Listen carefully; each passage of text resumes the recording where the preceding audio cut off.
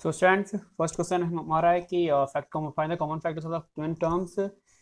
First है 12x and 36। तो सबसे पहले हमें क्या करना है कि ये जो 12x है और 36 है, इनके हमें फैक्टर्स लिखने हैं। किस तरीके से? अगर मैं 12 के फैक्टर्स लिखूँ तो ये 2 × 2 × 3 × x हो जाएगा। साथ में 36 के फैक्टर्स क्या हो जाएंगे? 2 × 2 × 3 × 3। इन दोनों टर्म का ये जो मैंने फैक्टर निकाला है, इसको आप लोग चाहो तो रफ में भी निकाल सकते हो कि रफ में हम लोग इसके साइड में इसको डिवाइड करके चेक करके, जैसा आप लोग प्रीवियस क्लास में करते थे 6th 7th में प्राइम फैक्टर, इस तरीके से कर सकते हो। ठीक है, तो ये करने के बाद अब देखो कॉमन का क्या है भाई। 2 है, एक बार दोनों में कॉमन, ठीक है। 2 भी कॉमन है, 3 भी कॉमन है, एक्स दोनों में नहीं है और 3 भी दोनों में, ये 3 नहीं है। तो हम लिखेंगे कॉमन फैक्टर्स। अब कॉमन फैक्टर्स क्या हो जाएगा देखो, 2 × 2 × 3, तो 4 × 12, तो ये हमारा 12 आ गया कॉमन फैक्टर। ठीक है स्टूडेंट्स, तो इस तरह से हमने निकाला है। बहुत इजी काम है, जैसे आप लोगों ने अपनी प्रीवियस क्लासेस में किया है 6th 7th में, फैक्टर याद होगा उसी तरीके से क्या करना है आपको। अब जैसे सेकेंड क्वेश्चन 2y है, 22xy है, तो 2y को हम क्या लिख सकते हैं? 2 × y। और 22xy को हम लिख सकते हैं 2 × 11 × x × y। अब हमें फिर से लिखना है कॉमन फैक्टर। तो अब देखते हैं कि इसमें क्या क्या कॉमन फैक्टर है। तो ये देखो 2 दोनों में कॉमन है, ठीक है, लिख लिया हमने। y यहाँ पे है, y यहाँ भी है, ठीक है, y भी लिख लिया। 11 और x इसमें है लेकिन इसमें नहीं है, तो हमारा कॉमन फैक्टर क्या रहेगा? सिर्फ 2y। बढ़ते हैं थर्ड क्वेश्चन पे। 14p³ 28p² Q square. तो 14p³ को हम क्या लिख सकते हैं? 14p³ equals to 2 × 7 and p × q। तो ये क्या हो जाएगा हमारा, सॉरी इसको यहीं पे देंगे 28p² क्यू स्क्वायर। तो 2 × 7 इंटू एक और 2, सॉरी 7 × 14, हाँ 28। अब पी स्क्वायर है तो यहाँ पे हम लिखेंगे 2p, p × p, Q square यानी q × q। ओके स्टूडेंट्स, अब लिखते हैं कॉमन फैक्टर्स। तो क्या क्या कॉमन है? 2 कॉमन है दोनों में, लिख लिया हमने। 7 कॉमन है, लिख लिया। एक p कॉमन है और एक q कॉमन है। भाई यहाँ पे एक p है, इसमें 2p है, तो हम एक p कॉमन लेंगे। इसमें एक p है, इसमें 2q है, तो एक q कॉमन लेंगे। तो टोटल क्या है हमारे पास? 14pq common factor. तो इस तरीके से आपको सारे क्वेश्चंस करने हैं। अब मैं एक क्वेश्चन नंबर इसका पार्ट 6 कर देता हूँ। है 16x³ -4x² 32x। तो भी क्या हो जाएगा? इनके factor 16x³ equals to 2 × 2 × 2 × 2 × x × x × x। 3 bar x है, x³ इसलिए हमने यहाँ पे 3 बार x लिखा है। -4x² है तो ये हो जाएगा माइनस का 2 × 2 × x × x। 32x है तो 2 × 2 × 2 × 2 × 2 × x। अब देखो फिर से कॉमन फैक्टर। अब यहाँ पर क्या है, सब में 2 और x ही है, तो देखते हैं कि मिनिमम नंबर ऑफ x किस में है। तो यहाँ पे 1 है, इसमें 2 है, इसमें 3 है, तो मिनिमम क्या है? 1x, तो एक तुम्हारा 1x आएगा। दूसरा इधर 2, इसमें 4 बार 2 है, इसमें 2 बार, इसमें 5 बार, तो मिनिमम किसमें? इसमें 2 बार, तो हम 2 बार 2 लिख लेंगे, तो हो जाएगा 4x हमारा कॉमन फैक्टर।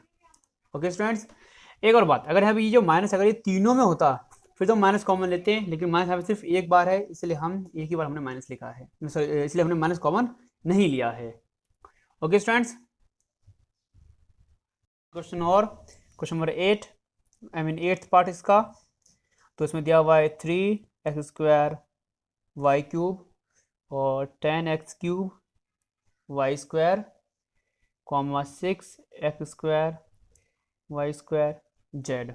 तो फिर से अब कॉमन फैक्टर लिखना है, तो ध्यान से एक बात और याद रखना स्टूडेंट्स, हो सकता है कि आपके स्कूल में लिखवाया जाए यहाँ पे factors of this, factors of this, इस तरह से स्टेटमेंट लिखवाया जाए, तो इसके लिए परेशान नहीं होना है आपको। फैक्टर ऑफ दिस, ठीक है ना, हो सकता है लिखवा दे स्कूल में, मे बी नॉट। तो ये हमने लिख लिया 2 बार x 3 बार y, जैसे जैसे टर्म दिया हुआ है।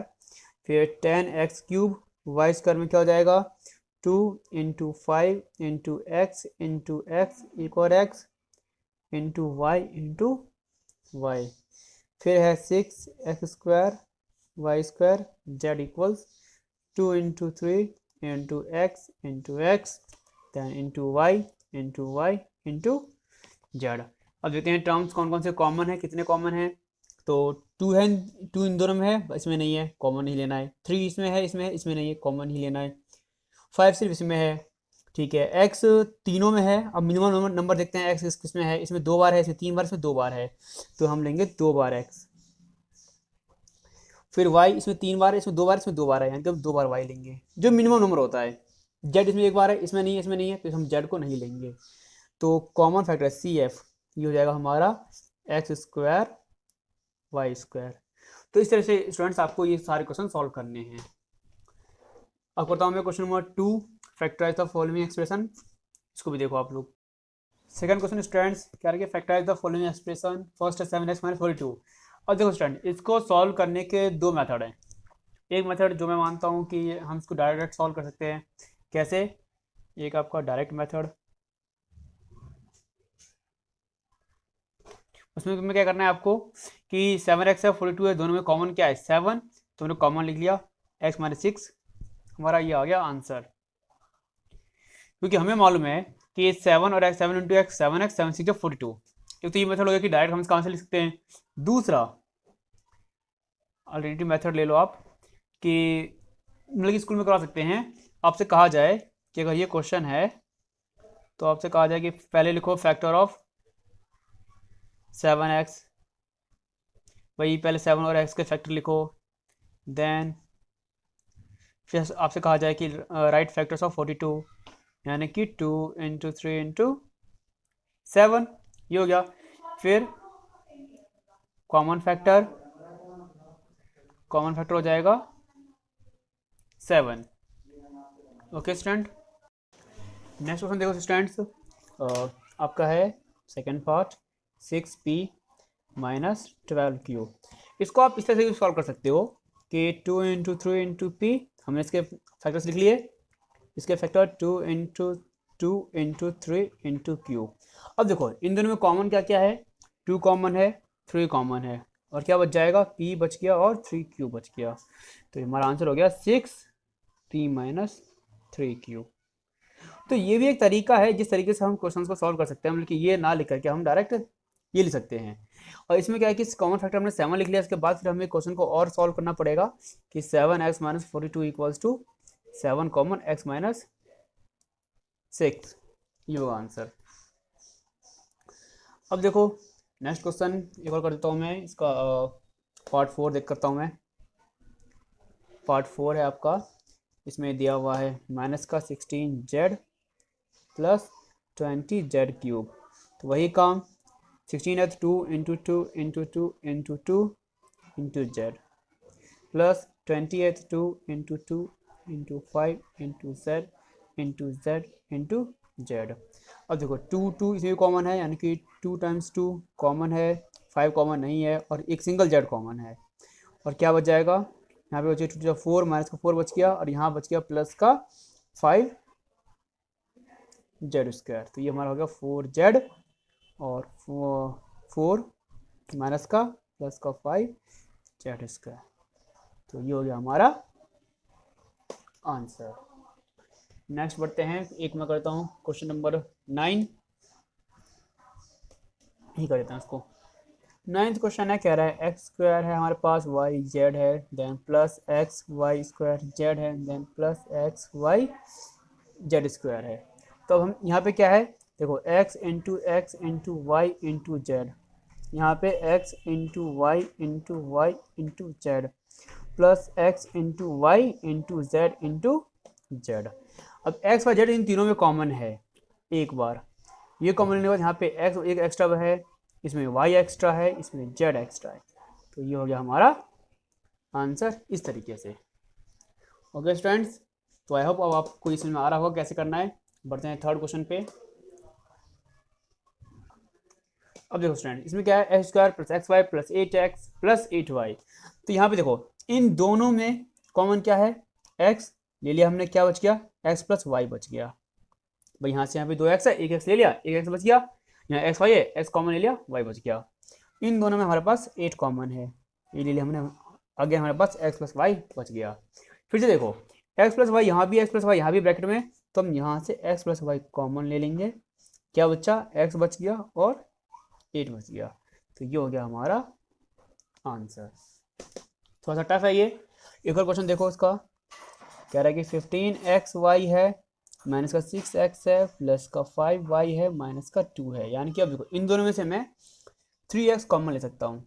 यहाँ क्या बचेगा मेरे पास, 5y बचेगा माइनस का 2 बचेगा।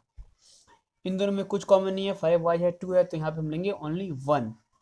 तो यहाँ बचेगा 5y माइनस 2, तो क्या हो जाएगा 5y माइनस 2, और यहाँ हो जाएगा 3x प्लस 1। तो ये हो गया हमारा आंसर। इस तरीके से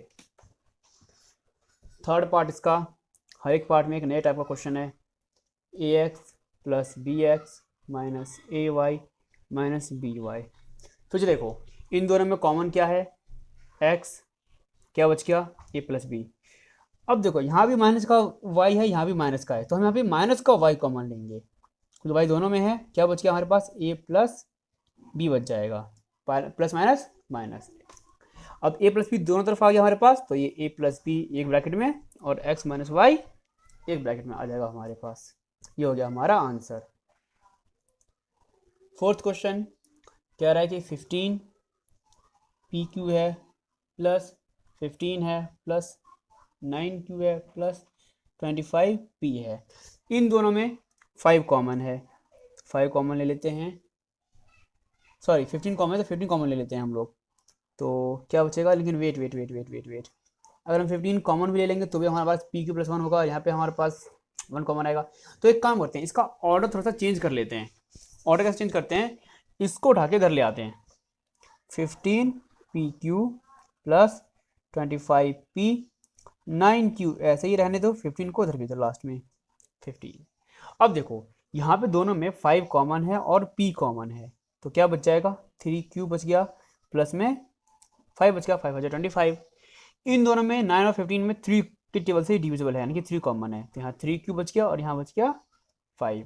तो ये क्या हो गया, 3Q प्लस 5 और 5। फिफ्थ क्वेश्चन क्या है, z minus 7 plus 7xy minus xyz। तो इन दोनों में क्या कॉमन है, कुछ कॉमन नहीं है, तो 1 लेंगे, z माइनस 7 बच जाएगा।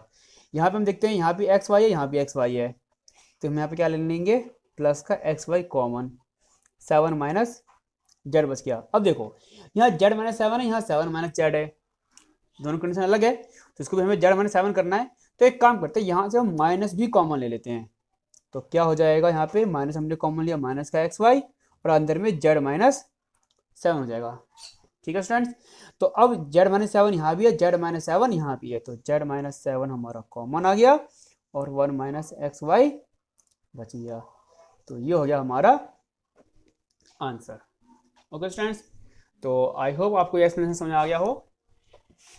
तो अब नेक्स्ट वीडियो 14.2 पे जल्द ही मिलेगी आप लोगों को। Okay students, thank you for watching.